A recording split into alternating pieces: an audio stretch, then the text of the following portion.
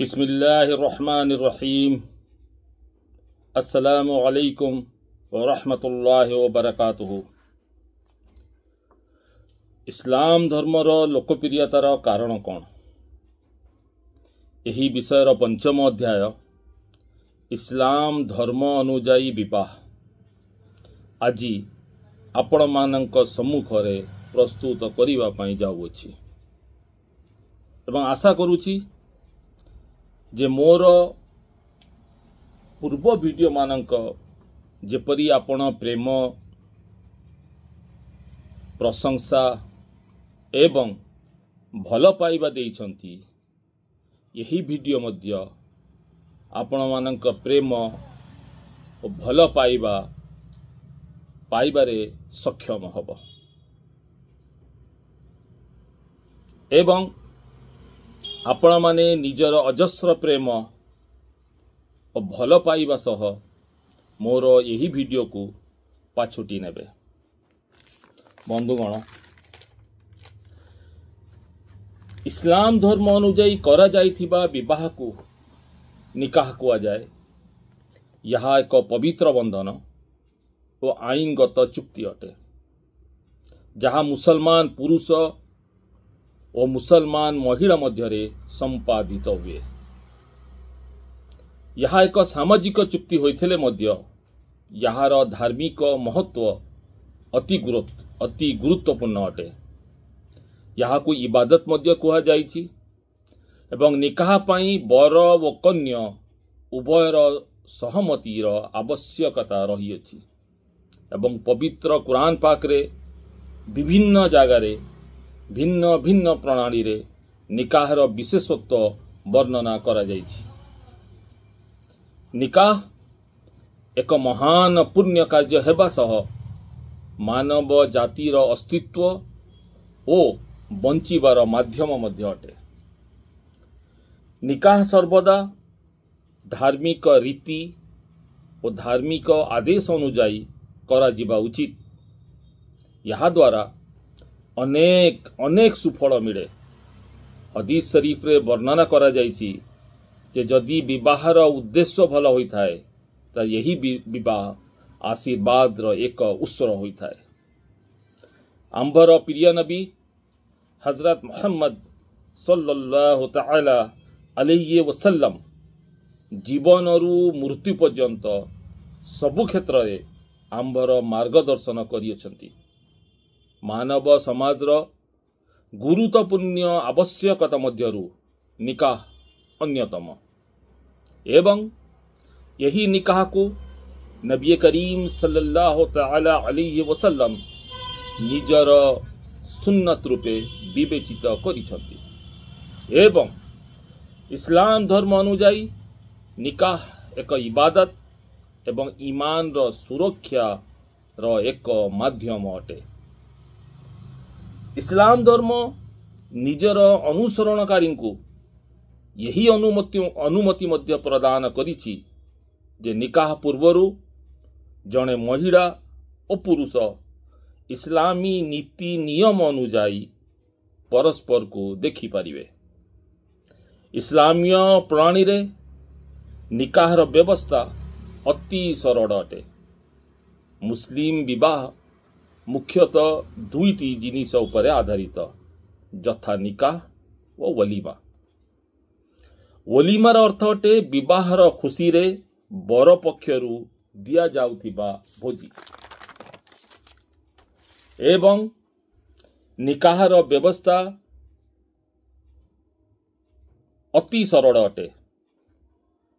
Marriage hall, अत्याधिक मात्रा रे साजसज्जा, विलासपूर्ण ढंगरे विवाहर आयोजन और आतशबाजी इत्यादि निकाहर अंग नुहे। यहाँ द्वारा धनर अपचय होइथिबारु एपरी कार्यरु दूरेई रहिबा पाई इस्लाम धर्म आंब को कहिछि। कारण धनर अपचय इस्लाम धर्म अनुजाई महापाप अटे।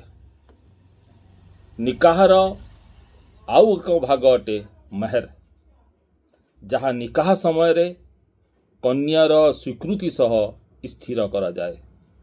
उक्त मेहर मालिक कन्या ही अटे एवं निकाह परे स्थिर करा जाइतिबा महर टंका स्वामी निज स्त्री को पैठ करिबा अनिवार्य अटे। इस्लाम धर्म रे विधवा एवं निज ठारू वयस्क महिला सह विवाह करिबा पाई मध्य कुहा जाइछि। आंभर प्रिय नबी हजरत मुहम्मद सल्लल्लाहु अलैहि वसल्लम निजर प्रथम विवाह हजरत खदीजा रज़ियल्लाहु तआला अन्हा सह करिथिले, जिए नबी करीम सल्लल्लाहु अलैहि वसल्लम ठारू 15 वर्ष बड़ थिले एवं विधवा मध्य। तांको जीवन काल रे नबी करीम सल्लल्लाहु अलैहि वसल्लम द्वितीय विवाह करि नथिले। हजरत खदीजा रज़ियल्लाहु तआला अन्हा इंतकाल परे नबी करीम सल्लल्लाहु अलैहि वसल्लम द्वितीय विवाह कले।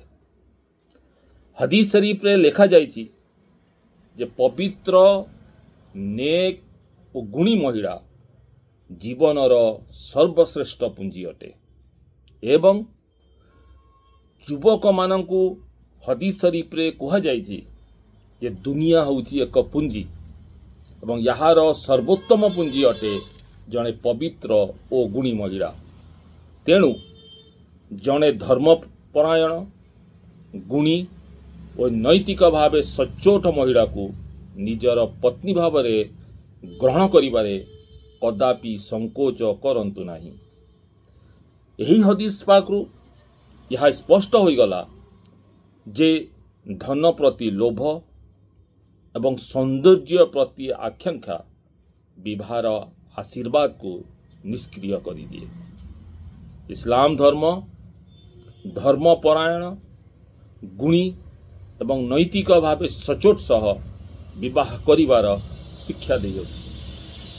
सौंदर्यता और धन को अग्राधिकार दे गुणत्व और नैतिकता को अणदेखा करिवा मूर्खता अटे। यहाँ द्वारा जीवन रे शांतिर राजत्व परिवर्ते अशांतिर झड़ सृष्टि होबार संभावना अधिक हो जाए। बंधुगण, इस्लाम धर्म समाजर प्रत्येक वर्ग को तांकर अधिकार प्रदान करिअछि। काहारी उपरे ताहार समर्थरू अधिक बोझ देई नाही। अधिकार अनुजाई बापार संपत्ति रे झियर भाग मध्य निर्धारित करा जाइअछि। से झियो विवाहिता हेताउ कि अविवाहिता। इस्लाम धर्मर यही समानतार शिक्षा, अधिकार न्यायपूर्वक बंटन, अजथा खर्च और व्ययबहुलतारू दूरे रहिबार तालीम सारा विश्व रे यार लोकप्रियतार मुख्य कारण मध्यरु अन्यतम। मोर प्रिय भाई और भौणी माने आसंतु आंबे इस्लाम धर्मर गभीर अध्ययन करिबा एवं याहारी नीति नियम अनुजाई जीवन यापन करिबा। शांतिपूर्ण और सफल जीवन यापन पाई यहा ही एकमात्र पंथा अटे। एवं आज आंबे समस्ते मिसी प्रतिज्ञा करिबा जे आंबर विवाह को सरल करिबा एवं व्ययबहुलतारू निज विवाह को दूरे रखिबा सह अण इस्लामीय रीति